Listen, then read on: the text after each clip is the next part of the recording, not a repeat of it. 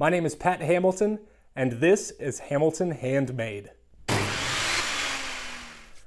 Right now I'm using some hand sanitizer. My wife and I just had our first baby, and we are taking every precaution that we can to make sure that we are safe against viruses and other bacteria that's out there. In addition, my wife is a public school teacher during this hectic time. One thing that's important to her is that she ensures the safety of all of her students. We talked about the possibility of providing hand sanitizer for students to use as they come inside of her classroom. We looked at hands-free hand sanitizer options, and those things were like $150 minimum. Needless to say, that was about to break the bank, so we had to look at some other options. My wife showed me a video of someone who made a hands-free hand sanitizer out of PVC pipe, and basically it was just framework that held in a bottle. You stepped on the bottom of the PVC pipe, it slid down a mechanism, and that squirted out the hand sanitizer. Now, I wasn't too crazy about the PVC pipe because it didn't look like it would last over time, and if I'm going to build something, I want it to last. However, it did give me a great idea for a new project.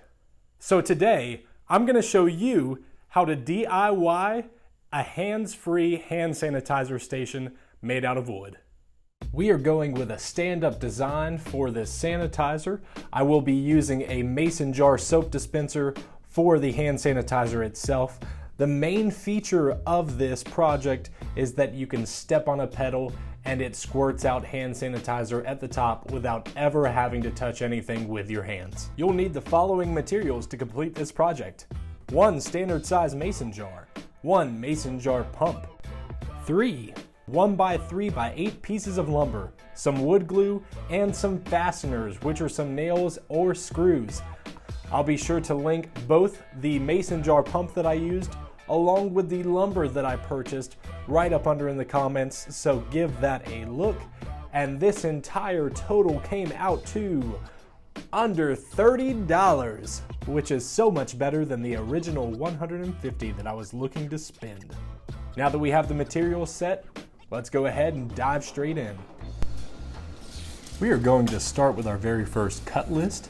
We're going to measure off 4 pieces of wood down to 4 feet exactly. That will take care of one of those 8-foot pieces of lumber and half of another.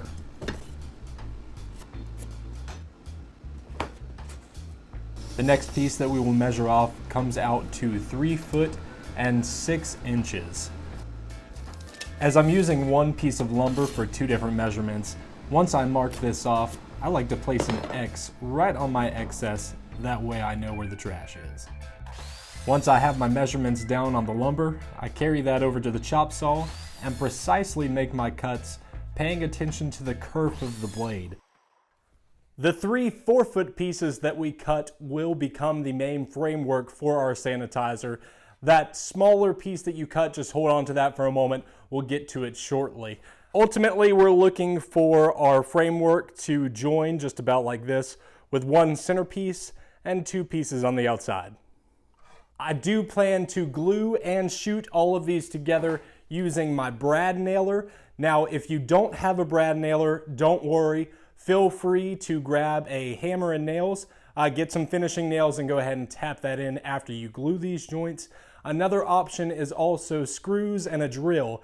Now, if you go that route, be sure to drill pilot holes ahead of time, as this pine is bound to split. Once I begin gluing this project, I will immediately glue a piece and then shoot it with the brad nailer. Before I begin that, I want to show you a quick trick to make these corners and these joints just a little bit easier. If you find yourself trying to create a corner, trying to hold the piece and shoot at the same time, going straight down, every now and then you'll get a slip or it will fall out of that joint. Now, the best trick is to find a piece of lumber that is the same width as your bottom piece. We're working with all 3x, so I do have some 2x3 that is just perfect for this. If you place it right down, line it up with your bottom piece, it gives you a great ledge to be able to set on top. Once you have that ledge, you only have to work with that back end to make sure that you're flush, and then you could go straight along and shoot in your brad nails right from there. It makes the process much quicker, makes it easier, and cuts out a few steps. I'm gonna go ahead and start gluing this bad boy up. I'm gonna spread a layer of glue down on my lumber, and then I'm gonna come back with a brush just to spread that out and make sure we have good coverage. As I'm shooting my brad nails, I like to start out by shooting about 9 inches in between each shot. This gives me a good base to begin with. I then go back and drive a nail in between each of those. Now real quick, before I continue, I want to show you a little mess up with my nail gun. So if you notice, I don't know if you could tell on the camera or not, but right here I have a couple of raised heads. Those brad nails just about right there are sticking up a bit. Now the easiest way to fix this is to either clip them off or pull them out. If you're able to pull them out, that's honestly the best option. It's just sometimes a little bit difficult to do it without marring up your material. The best tool to be able to do that with is a pair of nippers. I'm gonna go ahead and begin working on these 2 nails that are raised. All of my other nails are pretty flush, but I'm gonna see if I can work those out just a little bit. Those came out much easier than what I anticipated. I'm gonna go ahead and reshoot those 2 brad nails. Next, I will add the 3rd side of the box. That last piece that is 4 feet, we're going to use that to create the other side. Now, when you add that 3rd side, you're going to want to create a U. Now that U will go to the outside of this piece right here to create that side. I'm going to continue to use this 3x2 spacer. I'm going to slide it right inside of my right angle. That way I can place this piece right on top. Using that spacer also ensures that we are using the right side. We want the inside of that trough, the inside of our framework, to be 3 inches for the inner piece to slide in and out. Using the same method as before, I'm going back in, shooting my brad nails, and then shooting in between each brad nail again. All right, let's take a look at our work so far. Let's slide out our little spacer piece. Now we have a perfect trough. We are going to use that for the framework of our box. Now the smaller piece that you made on that last cut list, that is what's going to be the face of this. That's going to work as that track for us to be able to have the inner workings. I measure off 3 inches on both ends of my framework. This is to center the piece that we are about to add. I slap on some glue and then I clamp that fool so that I can shoot in a few nails to hold it in place. I then shoot one side, flip, and shoot the remaining side.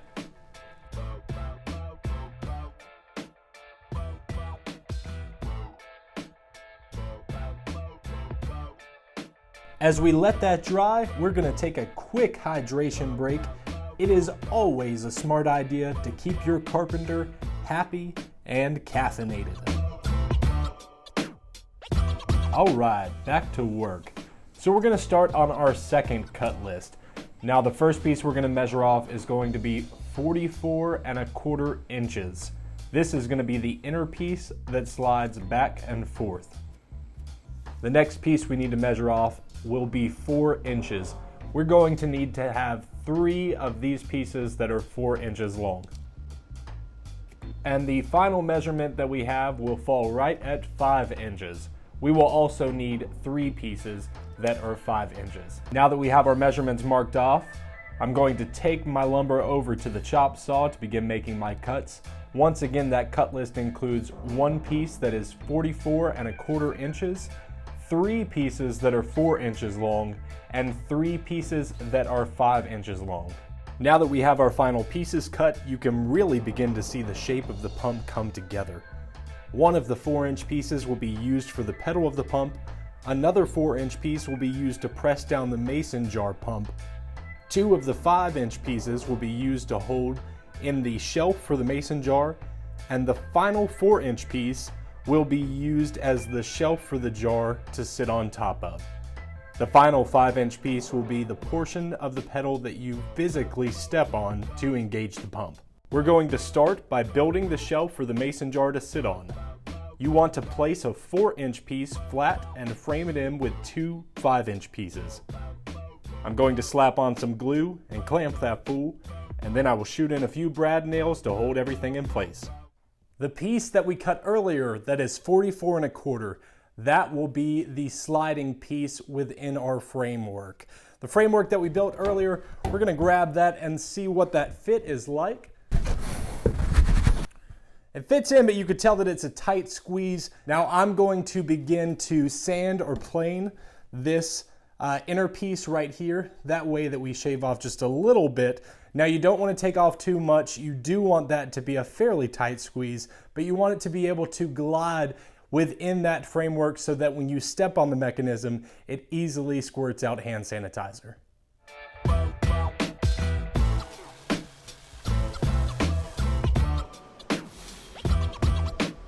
This part is definitely optional, but I think that it's going to make a great addition. If you have some paste wax laying around your shop or something like that, I would go ahead and rub some of that on that inner piece. That way it cuts down on some of that friction. I'm using some Johnson paste wax. It's been around forever. Honestly, you probably have it in your shop and you just don't know it. But I think it's going to be fantastic to cut down on that friction and make for an easy glide through the center of that pump.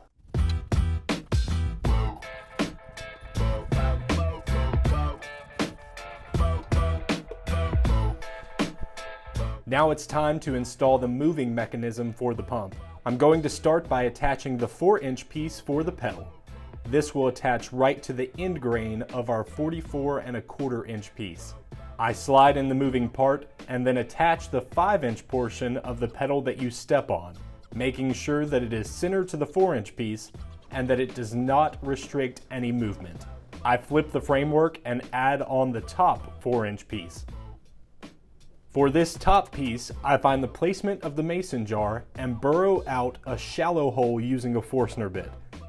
This should hold in the top of the pump and help it from sliding out of place. The next step is to install the shelf for the mason jar. I measure down 10 inches from the top so that I can align the bottom of the shelf with my 10-inch measurement. Once again, I slap on some glue, clamp that fool, and then shoot in a few brad nails to hold it in place. I double check that everything fits as planned and that all pieces move as intended.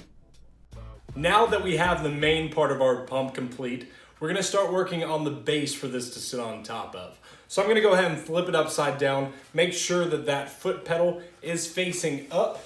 That way we know that we have the bottom half to begin working on that base. Now as I searched around my shop looking for something to use as a base, I just happened to get extremely lucky and I found a piece of plywood that was in my scrap bin. It's roughly about 11.5 inches by 1 foot. I think that's going to be perfect. If you don't have something like that, just look around and see if you can find a sheet good, preferably something that's either 1/2 inch or 3/4 inch. It's always going to be a good bet. You want something solid for your base and you want a span of roughly between about 10 to 12 inches across. That way, when somebody is stepping on the pump, it doesn't tip or it doesn't shake back and forth. So I have my scrap piece. I'm going to use the length, the longest side of this lumber to be the front and back. I know that that is more likely my tipping point, as folks will step on the front and it will tip towards them. So I'm going to go ahead and line that piece up and see if I can go ahead and begin to center this off to our column that we have here so I could begin drilling some pilot holes.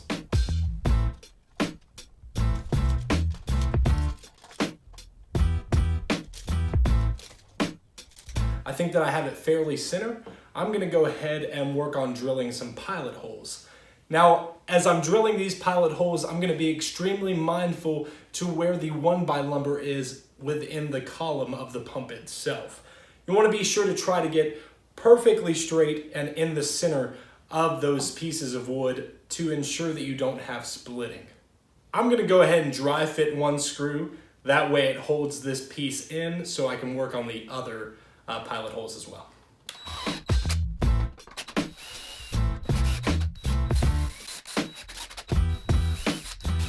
Let's flip this bad boy over and see how stable it is. So the base overall seems pretty stable. Pretty happy with how that stands, and I think I'm pretty happy with the height as well.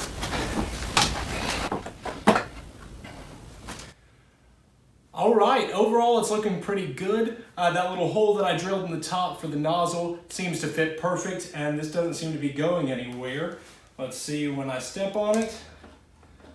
Squirts up and down just as it should. Now I don't have this filled with hand sanitizer just yet, obviously. We'll shoot that in the final steps.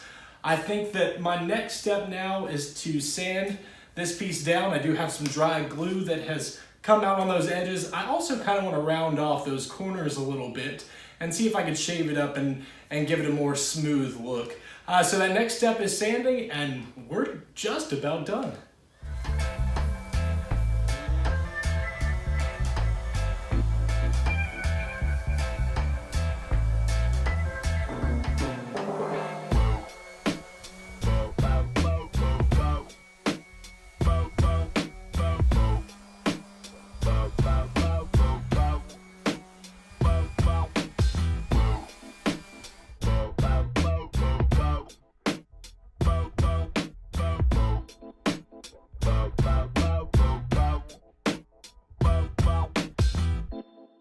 I'm pretty pumped with the turnout of this project.